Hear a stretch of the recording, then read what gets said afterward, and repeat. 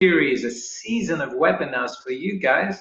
We're just about in the middle, I would say. Started on the 17th of August, and they're lasting till the 18th of September, for 2 more weeks after this, for your enjoyment and pleasure.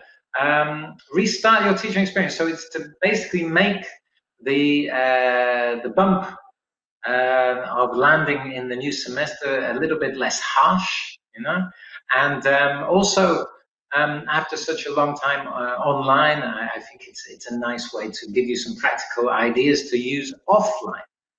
Well, I hope so anyway. Okay, so that's that. 24 days, as I said, 24 working days. Okay. And 58 online training sessions. Wow. Okay, 58. We're already past halfway, I think, but there's a lot more to come. Okay, and 280 presents to give away. Can you imagine? There's nothing internal education loves more than giving away presents. So in this series of webinars, we've got lots of books to give away. Okay. Okay, so what have we got today? Well, we got a 30-minute session from me. My name is Graham Jones. If you don't know, I live in Odessa. I've been living here for 11 years as the director of the London School of English in Odessa, but I also work for internal education as a methodologist. I'm sure I've met or seen some of you face to face on my travels around, and I hope to meet you again face to face in the future. So that's today's session about gamification and about different ways we can use grammar. Different ways you can use games to review grammar structures in the classroom. And then afterwards, we're going to have some Q&A, some question and answer. So you can see at the bottom of the chat box, you can if you want to ask a question, nothing too personal, you can press the question mark icon. And Natalia, the moderator for today, will save the best questions to ask me at the end of the session. Okay, so any questions you have within reason about English language and about teaching, then please ask me. And I'll also be giving you some information about what's coming up next week from Internal Education. Okay, so that's today. Now, we often like to start our sessions to get you motivated, to get you into it, with a quiz. Okay, so I've got 3 questions for you here. I'd be really happy if you could write in your answers for each question. So the first one, I've already told you, but just to check if you were listening, how many years have I been here? Yeah. Okay, very good. You were paying attention at the beginning. 12, ooh, 2, number 2, yes. So, hello, Olga, good to see you. 11, 10, okay, well, the answer is 11 years. Yes, as I already mentioned, I believe. I've been here for 11 years in Odessa. Almost to the day. I came August 2009, I believe. Long time. I had more hair. I was younger looking back then, you know. Okay, second question. When was the internal education established? I wasn't there at the beginning. What do you think? 1, 2, or 3? 2000, 1998, or 1990? What do you reckon? Yeah, some people going for 2000, some people going for 98, 99. We've got a full range of answers this time. 2000, 98. Ooh, somebody's just put some strange icons. 90. Let's see. I think it was very difficult to set up a company in 1990, but let's try. 1998, so 22 years in Ukraine. Of course, we are in Kiev, Odessa, and Lviv. Okay, we've got offices in all 3, but of course, we are also traveling all around the country. Yeah. Okay, and the third question, all connected to this webinar. Teaching grammar is boring, challenging, or is it fun? What do you reckon? Some people put 2, some people put 3. Nobody's put 1, not yet, which is good. Or somebody's put 1, 2, 3, which is a clever answer, by the way. 2 and 3, boring. Oh my God, Natalia. I hope I'm going to show you that it might not be boring. It doesn't have to be boring, okay? Well, my answer is fun, Okay, teaching grammar is fun. Okay, it can be challenging, I admit, sometimes depending on the students, depending on the grammar you're teaching, and very occasionally it might be a little bit boring at times. Okay, if certain structures, I'm usually talking about the passive voice. It's not my favorite. You know, I usually find this a little bit challenging, and it tends to be a tiny bit boring for me teaching the passive voice. But there you go. You know. Okay, now moving on. So, leading into today's session, gamification with grammar, it does work, okay? Because teaching grammar can be fun, as I've already said. So, what games? This is a question for you. I'm going to show you 3 games that I've got, 3 classic games. Which ones do you use in the lesson, guys? Hit me with some of your ideas. What classic games do you use in your lessons with grammar? Okay, what have you got? Tic-tac-toe? Yes, interesting. Snowing bush, snowing ball. Interesting. Miming's a good one. Bingo, yeah. Storytelling's fantastic. Taboo, I love that game. Kahoot, yeah, if you're doing online, Kahoot is great. Many. Bingo, bingo, bingo. Yes, lots of people saying bingo, fantastic. Bingo, bingo. Snakes and ladders. Yeah, good. Bingo. Uh, ESL collected videos, good board games. Wheel decide, yes, spin the wheel. Hot potato. Oh, goose game. Maybe that's clues game. Quizzes. Have you ever with a dice is good. Present perfect. Classic. Okay. Well, let's see. Jeopardy. Nice, nice, nice. Let's see what we're going to look at today. So we're going to look at bingo. I'm going to tell you a little bit some ideas about how you can use bingo in the class, which type of structures it lends itself to, and what type of level. We'll also be looking at noughts and crosses or tic-tac-toe. Okay, classic game given a bit of a twist. And dice. Okay, big dice, small dice, furry dice that you can put in your car windscreen. Especially if you have a Gigoli, I find it works quite well. So we're going to look at how to use these in the classroom. Okay, first we're going to start with bingo. Okay, now bingo is interesting because I think bingo, or at least the current edition of it, was probably invented in Britain and became popular, really popular at the beginning of the 20th century as a type of entertainment and a way to win games, a sort of gambling, I suppose. The idea of bingo, as some of you I'm sure know, is you put some numbers into the squares, then the bingo master will read out the numbers, and you have to cross off when you have the same numbers. If you maybe get a full house, everything, you shout bingo. Or if sometimes if you get 5 in a row or the 4 corners, you can also win some prizes. Yeah. So as I said, very popular in Britain. We have still, but some of them are being converted. These massive bingo halls, usually Art Deco, beautiful buildings because they were built at the beginning of the 20th century.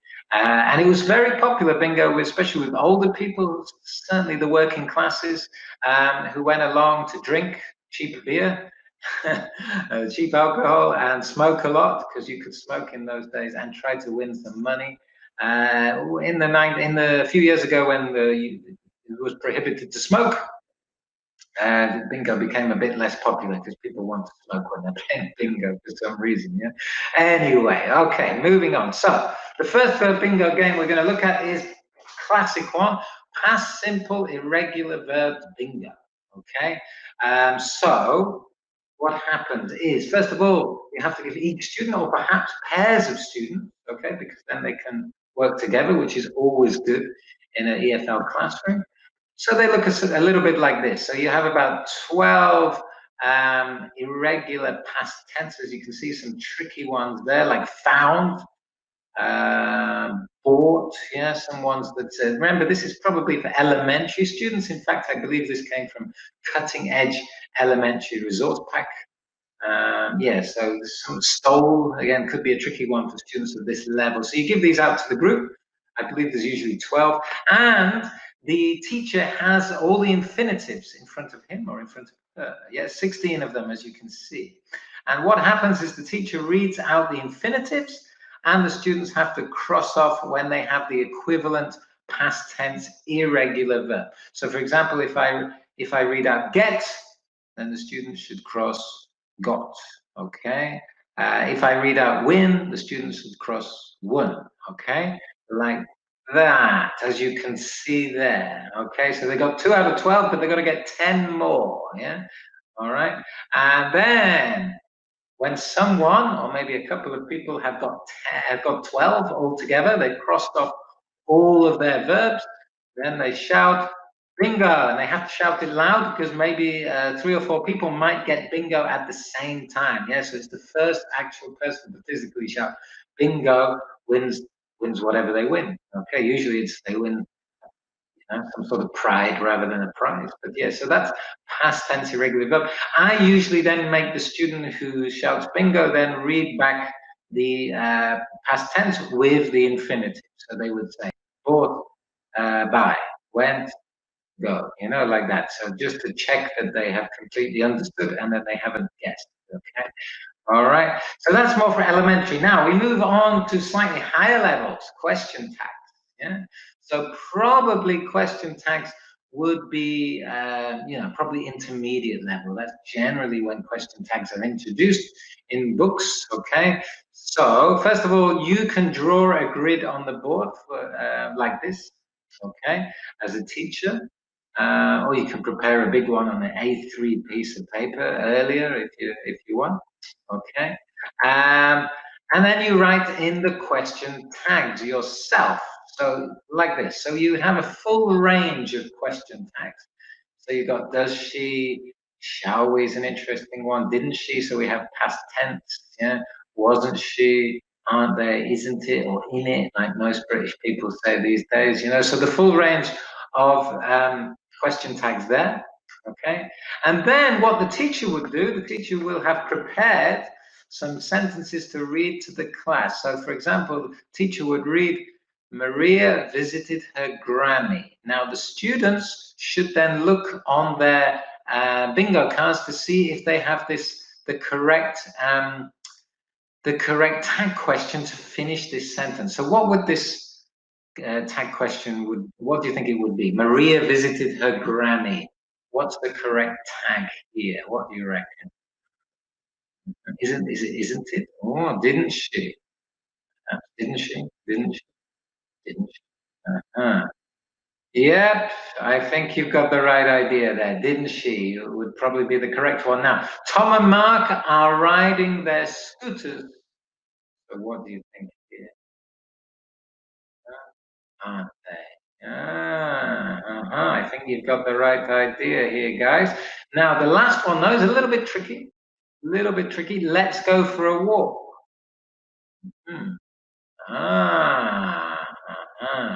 Shall we? Excellent. Well done. Okay. All right. Well, let's have a look. Yeah, didn't she? Aren't they? And shall we? Fantastic work, guys. Okay. Now, of course, tag questions are quite a problem for our students because there is no real equivalent, and they have the problem with the verb and the pronoun and which verb to use and the positive, negative, positive, etc. So it can be quite a useful exercise, this one, because I said usually in Russian or Ukrainian you might just say yeah or no or something like that instead of the tags. So tags are problematic. So it's good to review them like this, and introduce the form. Yeah. Okay, so there we go. Bingo! Well done, everyone. Okay, so that's bingo. Of course, there are other ways of playing it. Now, moving on to tic-tac-toe or noughts and crosses. British English noughts and crosses makes sense. You have a nought and a cross. Tic-tac-toe, American, no idea why it's called tic-tac-toe, but there you go. But if you're not sure about this game, what you do is, again, you have to get, 3 answers correct in a row. The students usually work in 2 groups, so you maybe divide the class into different groups, and they would choose to be noughts or crosses. You give them a question, they maybe discuss it in their group, and one person, you give them maybe 30 seconds, and one person would say what they think is the correct answer. If they've got the correct answer, then they would choose where to put their nought or their cross. So for example, in the middle, top left, bottom right, etc., etc. And the first team to get 3 in a row is the winner. Okay, so let's look at this. Let's see some different ways we can use noughts and crosses or tic-tac-toe. Draw a grid, makes sense. Yeah, so usually the teacher draws this on the board, or again, you can prepare it earlier. Okay, and you can put in some words like this. So what do you think the teacher using this form of noughts and crosses, what is the target language here, guys? What do you think? Should, has to, don't have to, etc., etc. What do you think? Modal verbs. Very good, guys. Very good. Okay, even though it's the first week of the semester, you're still sharp, you know? So, yeah, modal verbs of obligation. So, for example, team A would be asked to choose one of the modal verbs and make a sentence. So let's say they choose everybody's favorite, don't have to, and they would say, for example, students in Ukrainian schools don't have to wear masks in class, you know, for example, yeah. And if it's grammatically correct and also logically correct, semantically correct, then they would put a note or a cross where don't have to is, okay? Yeah. And if they get 3 in a row, then they have won like that, okay? So they should try and block the other team from getting 3 in a row as well. So that's modal verbs. Gerunds and infinitives. Again, students often have problems with this, okay? Let's just choose a couple here. Okay, suggest. Oh, a classic one. What follows suggest? Infinitive or gerund? What do you reckon? Yeah. Yeah, ing, yeah, but it's very tricky. A lot of students believe it's followed by the infinitive, yeah. Okay, so the students would choose, again, maybe suggest, and then they would make a sentence with it, yeah. He suggested going to the cinema. And then maybe next time they would choose fancy. Do you fancy going for a walk? For example, yeah. So, yeah, so, and again, they would try and get 3 in a row using the verb forms, the correct verb forms. Okay. Now we've got this questions. All right. So questions again, useful. Again, they choose again probably for elementary, pre-intermediate levels. They choose a question word and they have to ask a question using this. Okay. So for example, who likes football? Okay, for example, yeah, or who did you see last night, or something like that. You know, you can even make this slightly communicative by getting the rest of the class to answer the question. You know, so that's question words. All right. And also tense revision. You remember tense revision can be a little bit dull sometimes, you know, the end of the unit or the end of the test, at the end of the course before the test, and you're trying to think of different ways to avoid using a grammar book and just going through the answers, going through the questions, exercise 1, exercise 2. So you can use noughts and crosses. So for example, you've got a full range here, you've got present continuous, past tense, going to, will, future simple, present perfect, etc., etc. And students have to make the sentences negative. Okay, so maybe they choose they were tired, they should say they weren't tired. Yeah, Anna has broken a cup, Anna hasn't broken a cup, for example. Yeah, all right. Quite simple, but good. It's like a drill in many ways, but it's slightly more interesting than a classic drill. Okay, and then we've got make simple questions. So, for example, Anna has broken a cup. Has Anna broken a cup? They were tired. Were they tired? Marta will enjoy the concert. Will Marta enjoy the concert? Yeah, for example, yeah, so future. So simple questions like that. Okay, or special questions, slightly more challenging. Yeah, Anna has broken a cup. What has Anna broken? Yeah. Tom is reading a book. What is Tom reading? She goes to the gym. Where does she go? Yeah. So again, this is slightly more challenging, I think, than making just negatives. Yeah, special questions. Yeah, so it could be quite useful that. Yeah. Okay, so yeah, I mean, just going back to noughts and crosses with higher levels, perhaps upper intermediate, I always like to play with multi-word verbs as well. You can put in the particles off, on, in, etc. And you read the sentences, but with the phrasal verb or the multi-word verb missing, and the students have to try to come up with the correct phrasal verb. So they choose in, for example, and you give the sentence like, I never to people's houses. So I never drop in to people's houses, for example. So yeah, it works pretty well with multi-word verbs. Okay, dice. As we say, dice are always useful. True story, guys. When I was in Thailand teaching there, very, very difficult to get dice anywhere. Yeah, I couldn't find it. I was teaching a lot of children as well in Thailand, and apparently the reason was gambling. Yeah, gambling is, well, they love gambling in Thailand, but it's very much prohibited. So it's very difficult to buy dice because they didn't want to encourage people to gamble. Yeah, so I had to go a whole year and a half without playing dice. Or I think somebody brought them from England for me one time. So anyway, dice, but no problems getting dice in Ukraine, thankfully. Okay. So what different ways can we use with dice? Okay. Well, conditionals. Yes. So, for example, conditionals have two clauses. Now, of course, the problem with conditionals for our students, generally not the meaning, but more the form. Yeah, because of course they will try to put will in the if clause because that's what you do in Russian and Ukrainian. Yeah. So the dice are quite useful as a sort of, again, a little bit of an elaborate drill. As we can see here, we have in the if clause, we have to use these verbs. And then the result clause, we have to use these phrases. So what do you think the topic of the lesson is here? I don't think it's too challenging. What do you reckon is the topic here? Burgle, steal, murder, crime. Yes. Okay, good. It's crime.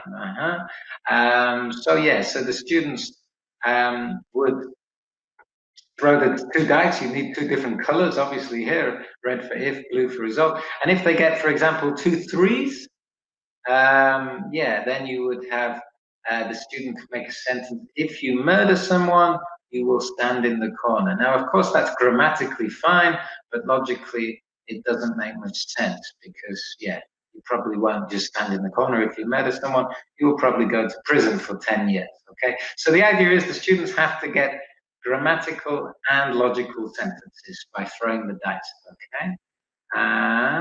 Okay, now also superstitions. Now, I always like doing superstitions with my students because I often say, are Ukrainians superstitious people? And they say, no, no, no, no, no, no, no. And then I start naming a few superstitions. They go, oh yeah, oh yeah, I believe that one. Oh yeah, yeah. Oh, and what about this one? And before you know it, you've got about 12 superstitions. And you go, are you sure you're not superstitious people? Oh well, maybe. So there's the ones with the spitting over the right shoulder, isn't it? I don't want to do it. It's not very hygienic. The strangest one I heard is that you shouldn't sew or knit when you're pregnant because the baby, the umbilical cord, will come out twisted. Yeah, very strange. Although I was asking people about that last week, and I think if you're under 30, you've maybe never heard of that superstition. But anyway, so lots of superstitions here. So again, we've got three. We've got the if clause and the result clause, and I believe most of these are a sort of mixture of British and Ukrainian superstitions. Definitely walking under a ladder is bad luck for British people. It doesn't seem to be a problem here.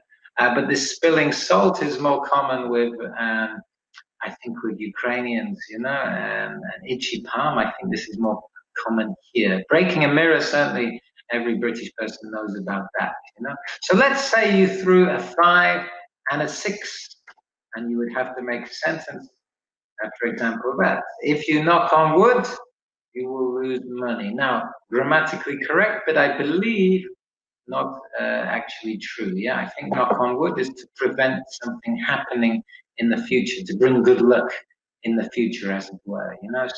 So yeah, so that's again similar to the crime one. The grammar needs to be correct, and the superstition needs to be correct. Okay? You can also do it with hypotheticals. Here you only need one dice. Okay, so for example. You throw the dice, and here the teacher would need to prepare this. And yeah, you could throw it, and you could get a number. And for example, if you get 6, you'd have to make a second conditional sentence. If I could, what could I have? Yeah. If I could run faster, I would be better at football. There you go. So the idea is, with conditionals here, I would say that to make the sentences quite realistic, quite often with conditionals, students make sentences that just are not, if I were a spider, I would, and come on, you're never going to be a spider, so if possible, try to make, don't wash your hair before an exam. Interesting superstition there. But yeah, try to make the sentences realistic, so grammatically correct and realistic there, okay. And also grammar revision. Now, again, grammar revision can be a bit dull as you plow through the grammar book and try to find some exercises that your students haven't done. Have a look at this. Now, this is from Focus, Internal's bestseller in Ukraine. Have any of you used Focus? What are your feelings towards this book? I love it personally. If I were Ala Pugachev, I'd be reading some. Exactly. Yeah. Yeah, you love it. Perfect. Fantastic. Focus nearly always gets fantastic reviews. New Focus is out now, even better, more videos, etc. Yeah. So Focus is good. Now you have, like every good course book, you have a lot of reviewing because, of course, as we know, students, especially teenagers, they need to review a lot, all the time, recycling, reviewing language. Okay. So you have here, let's take the first 3 exercises. So as you can see, the first one is with collocations, I believe. Verb and noun collocations. Spend a lot of time, go to bed, okay. Second one with prepositions, again, always a problem here. And we have here with tenses, okay, with the present simple form of the verb, okay. So we just take the first 3. As you can see, 6, 7, and 7, we have 20 questions here, okay. Now, you create something like this. Well, you don't have to do it. You can draw it if you're artistic, but I'm sure you can find on Google, if you put in board game template, you can find something like this. As you can see, there are 20 boxes or 20 shapes. You start at 1, you finish at 20, okay? And what you do in each, it doesn't have to look like this. It can look different. It can just be a straight line if you want. And you put into each box, for example, exercise 1, sentence 5, exercise 3, sentence 2, exercise 2, sentence 3. Yeah. So remember, we had the 3 exercises with 6 or 7 sentences in each one. You throw the dice, you get a 3. And so you have to do 1, 2, 3. So you have to answer the question. Of course, all the students would need their books open at this point. They'll be playing it in pairs or in groups, and they have to answer the question from exercise 2. Let's have a look. I stay home and relax. Okay. What is the preposition that goes in there, guys? Any ideas? Shouldn't be too difficult for you. At. Fantastic. Okay. I stay at home and relax. Now, if the student gets the correct preposition, then they stay on this square, okay? If it's wrong, then unfortunately they have to go back to where they were before, okay? So it's the first player or the first team to get to 20 is the winner. If they finish quickly, you can just make them go back and choose different questions for each other, So pretty cool way of reviewing. So we looked at bingo, we looked at noughts and crosses or tic-tac-toe, and we looked at dice. Which of these activities will you definitely try with your students? Come on, guys. Tell me the truth. Which ones did you like the best? You can buy dice in Ukraine, definitely. No excuse there. Bingo, all of them, fantastic answer. Kahoot, we didn't do Kahoot. 1, 2, 3. Dice, tic-tac-toe, bingo, all of them, fantastic. Dice, excellent. Okay, so a full range here. Number 1, bingo. Remember, bingo is more sort of a passive, yeah? The students just listen. Whereas noughts and crosses and dice are a bit more for the active use of the grammar form. Yeah? Okay, all right. Fantastic, guys. Fantastic. Yeah, so it seems like you got something out of today's session, I hope. In a minute, I'm going to give you a chance to ask any questions, and Natalia is going to pop some questions on the slides, and I'm going to answer them. But let's just see what's coming up in the next few weeks, okay? Because as I said, we've got 2 more weeks of this. So this is the timetable for next week. You can find this on Internal Education or on our Facebook and Instagram page. Okay, as we can see next week, the 4 C's. We've got the fantastic Ludmilla doing the 4 C's of a memorable student performance. This is all about trends, the blue ones. Pointing learners in the right direction from fabulous Gennady. Okay, grammar presentation discovery, one of my favorite topics. Yeah, different ways of presenting and using guided discovery. Yeah, that should be really cool, really interesting. And again, we've got Luda next Friday, so plenty to look forward to there. Okay, we've also got fantastic Julia, okay, who is our technology expert. Okay, so she is a font of knowledge for all things connected to learning, teaching, and technology. And she'll be doing something next week about online components. And also about your professional communication skills, how you did the certification for that, okay, CSP. So that's fantastic. That's coming up next week. We've also got me again. Oh my God, if you want to watch it or perhaps recommend it to your friends, I'm doing this again twice next week, okay? So on the Wednesday in the morning and at 5 o'clock on the Thursday, okay? So that's that. And we've also got, in terms of resources, again, Gennady is going to be talking about Go Getter, yeah? Okay, for lower secondary students. Fantastic book, that one. Great videos again in there, okay? We've also got Vaughan Jones, special guest all the way from England. I presume he's in England. So one of the writers of Focus doing personalization. You might have seen him in person. He's a very entertaining speaker.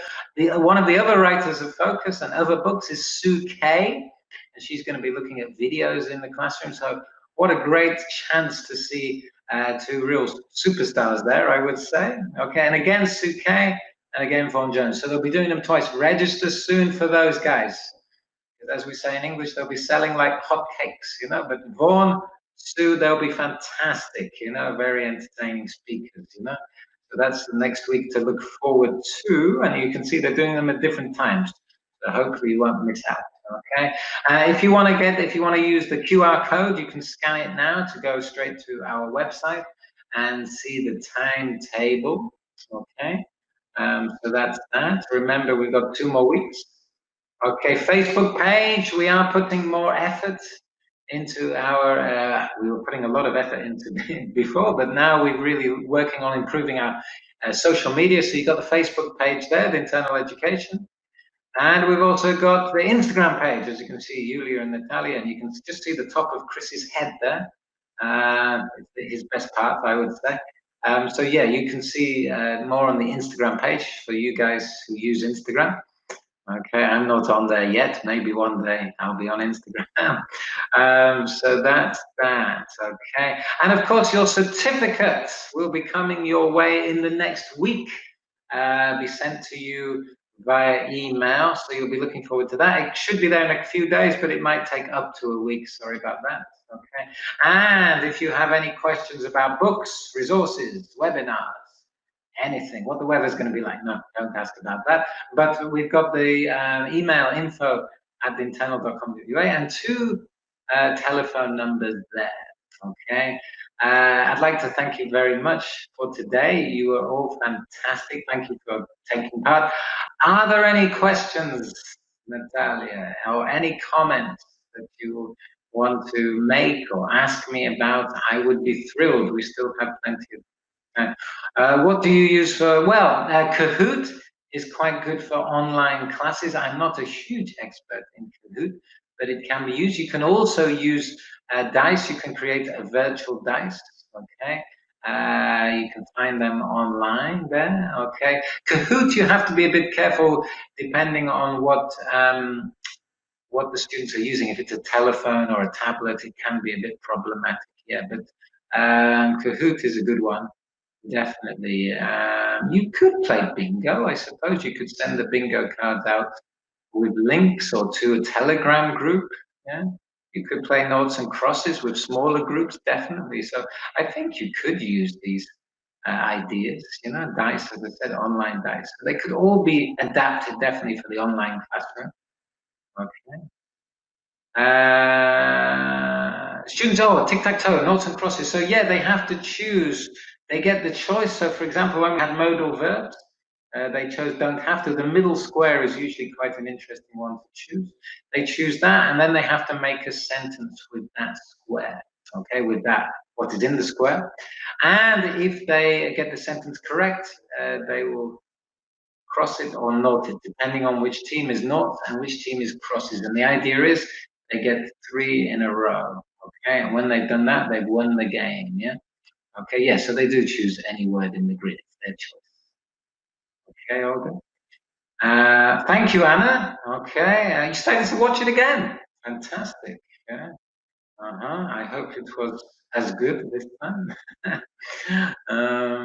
Anything else? You understand? Great, Olga. Fantastic. Yeah. Good, Natalia. Thank you for coming. Thank you for dedicating some of your time in the busy first week of the semester. I hope this semester is going well for everyone. Okay, okay, and there you can see